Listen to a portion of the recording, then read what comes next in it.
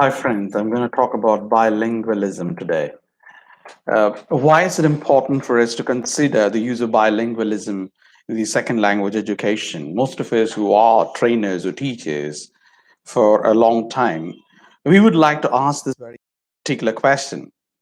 Why should we use L1 in the second language classroom? Friends, it depends on where you are and what you do, what kind of learners you have, etc. See, whenever you think about students who come from regional medium schools, most of them aspire to go abroad these days, and they have decided to pursue their higher education in other countries.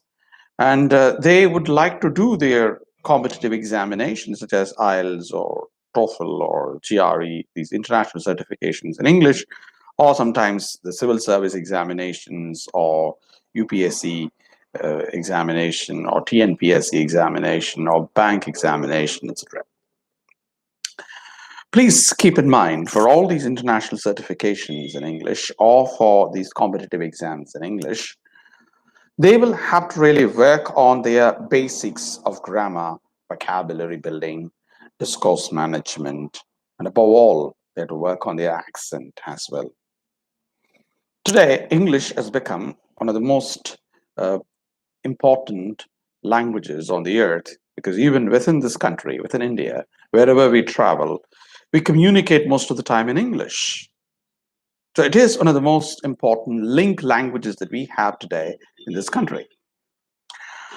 Among the educated people, most of the educated people tend to speak only in English. So this is a very important situation that we have to keep in mind while we train our young minds. So how do we go about it? Very simple. When we are training our students to speak in English, there are occasions when students don't really understand the meanings of verbs or certain rare functions of grammar, etc. So, in a very specific context, wherein only the use of L1 might sometimes support the learner to comprehend the grammar input or the usage input or the collocation input, right? Or the listening input or the reading input or writing input or speaking input, then you need to really use it. But that's at the level of A2 level or sometimes at the B1 level. A1, A2, B1 level. You find all kinds of learners who don't really find it easy to master the basics of tenses, right? So when you train them on tenses, then it's easy for you to make them realize that how each structure is being used in day-to-day communication. So the contextual applications of tenses play a vital role in today's, bilingual clauses. In other words, most of the bilingual clauses are not really designed only to speak in the L1. Please, that's also another flaw that I find in majority of the classes where teachers tend to use L1 in the L2 classroom. And these students never pick up the L2 at all. They never speak in English. They tend to translate all that they have learned over a period of time. They've learned to translate, but they can understand grammar, but they can't apply it. This is a very acute crisis that I find happening everywhere in the second language classroom, because the teacher, when he or she teaches poetry, for example, does not talk about the poetic devices, does not give the context, the historical context, doesn't help the learner to use the L2, right? That's the case even with when they teach short stories, novels, dramas, etc. So they'll have to really, also think about using English for specific purposes. See, I strongly believe instead of teaching novel, short story, poetry for those who are struggling to understand language, use them something very relevant. Use realia, the real life language material, right? Use a news podcast, right? Make them read a newspaper, right? An online newspaper. Make them read an e-book, right? Simplify the strategies. Give them easy materials. Give them materials which are really relevant for them today. right? And so talking about 17th century drama or 18th century novel, right? That fellow is already struggling to learn the basics of grammar. He or she doesn't understand the basics. When you are teaching them a C2 level text for an A1 level learner, that's going to be a complete failure. So I have decided to customize the resources for the learner. And I've been using it for a long time, right?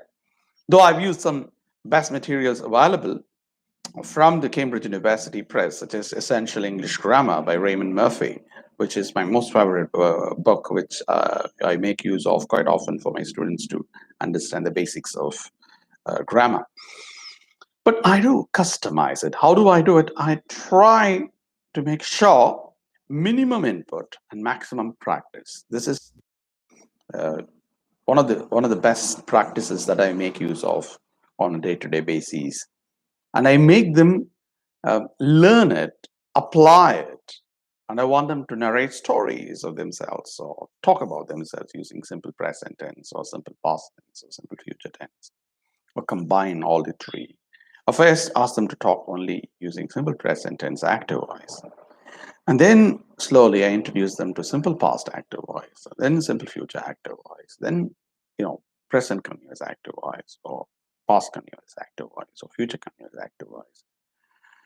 Once they're thorough with it, then it's easy for us to think about using which something which is quite extraordinarily tough for them. So your primary goal is to ensure that they are familiar with the basic structures of English. And what little they learn, they need to make use of it. Otherwise, what is the use of learning? Tell me, what is the use of learning a language when you don't use it? Right? Create a context in which the learners can use it. And majority of these learners who learn from these regional medium schools, and even the matriculation schools, or sometimes even the CBSE schools and international schools, I find them struggling to make use of the language effectively. Why is it happening? Lack of individual attention. And the teacher-learner ratio is also another big concern that we have to really think about, because 1:10 should be a very ideal teacher-learner ratio. Instead, we have sometimes 40 students, 50 students, and it's going to be very difficult for the teacher to pay individual attention. And becomes an ordeal for a teacher to check how far the learner has improved or what kind of learning has taken place over a period of time. And customizing the learning strategies will be another major challenge for the teacher. So think about all these things that I've talked about. And one good thing I would always say is to improve learners' self-esteem. Appreciate, even if they learn to speak 4 sentences. Encourage them. Give them some sample language of their fellow learners and try to support them. Encourage them, motivate them, because their confidence is directly connected with their progress in learning, right? Your motivation. So it's very important for you to motivate your learners to learn better and faster. And sometimes you need to go along with them, even if they are slow. Never discourage them. And I'm sure some of these learners who have been a bit slow at the beginning, even for about 3 months or 4 months, they picked up the language faster afterwards, and they have reached the C1 level and C2 level. I've seen them, even they have reached the C2 level, right? It's to do with a systematic course design, number one, and a continuous support from the teacher, and a lot of customized learning resources designed by the teacher, and very important, helping the learner to practice what little that person has learned over a period of time, and create a scope for self-access learning after they reach B1 level or a B2 level. Okay. Ask them to learn vocabulary every day, or ask them to make use of their reading habits or listening habits, etc. So creating excellent habits of learning should be another important step that we can really think about in order to make them learn things better. With this, I think I wind up the session. And if you have any questions, you're free to talk to me. I will talk about this in detail in future as well. Hope this has been useful to you. Have a great day. Enjoy your day. Bye bye.